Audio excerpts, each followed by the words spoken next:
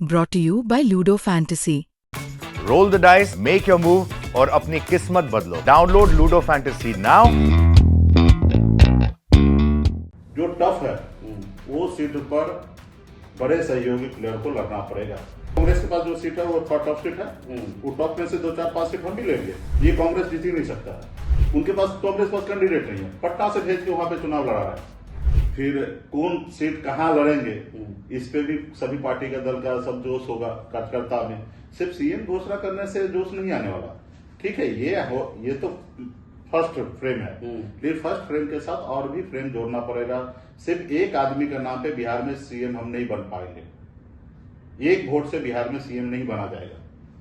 जोश जितना तो ऐसा भी हो सकता है कि बिना चेहरे के चुनाव में चले जाए। नहीं, ये असंभव है। तब तो और नहीं, हम खत्म हो जाएंगे। नाम तो चाहिए, सीएम का भी चेहरा चाहिए, डिप्टी सीएम का भी चेहरा चाहिए।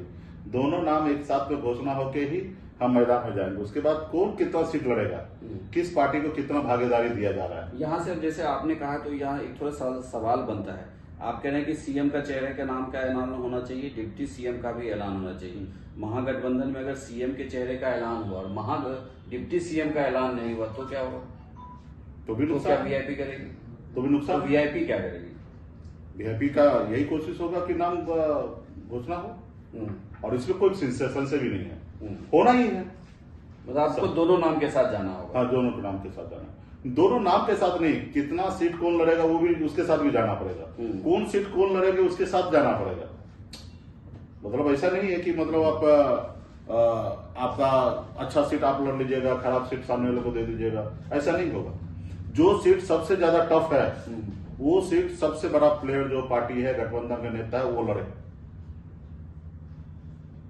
तब सीटें जो है गठबंधन के बड़े प्लेयर को लड़ना चाहिए, और जो सीटें आराम से जीती जा सकती वो है छोटे दलों को, सहयोगी दल को दिया जाए। लेकिन वो अपनी ताकत क्यों छोटे दलों को दे देंगे? जो आसानी से जीती जाए वो बड़े प्लेयर क्यों ना जीते?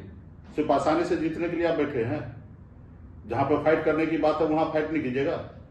फिर आसानी से जीतने वाला सीट तो आपके पास नहीं है बहुमत लायक, फिर आप सीएम भी नहीं बनिएगा।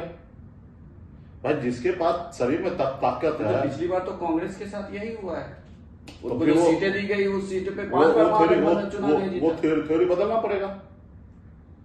तो फिर ऐसी सीट आरजेडी लेती है तो वो भी तो लूज करेगी। नहीं लूज करेगा।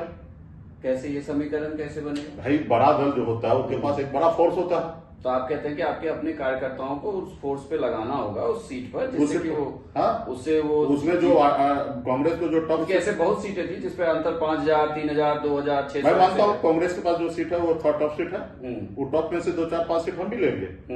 कि मुझे मालूम है कि वो टॉप सीट, जो टॉप सीट है ना, वो मुकेश सहनी जीत सकता है।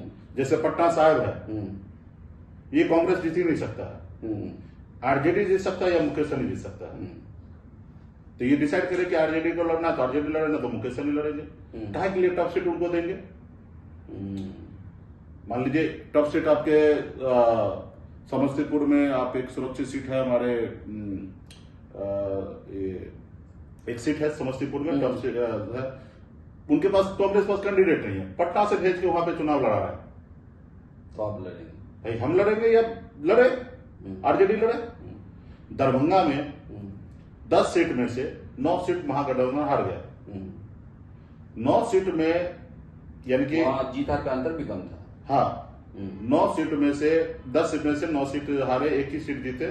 ठीक है, 9 सीट में मैक्सिमम सीट मुकेश सहनी लड़ेगा, क्योंकि हम जीतेंगे। मेरा होल्ड है, हम जीतेंगे। उसी तरीके से आज मुजफ्फरपुर, वहां पे भी हम जीतेंगे। अब हमको दीजिए, हम लीड करते हैं। कितनी सीट मुजफ्फरपुर में? 10 सीटें, वहां पे भी 10-11 सीट है, वहां पे भी मैक्सिमम सीट हम लड़ेंगे।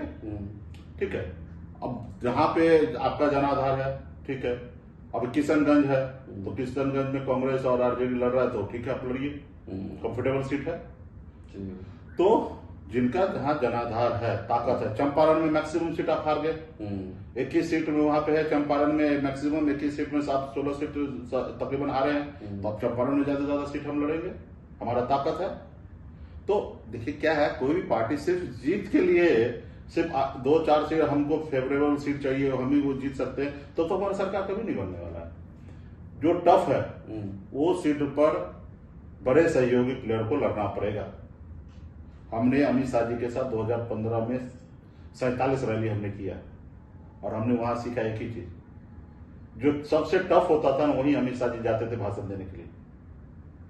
उनका मानना था जो हमारे लिए कंफर्टेबल सीट है वहां तो बाकी लोग भी जाएंगे, वहां प्रचार करके जीत ही लेंगे, और जो मजबूती से लड़ने लायक सीट है वहां वो जाते थे।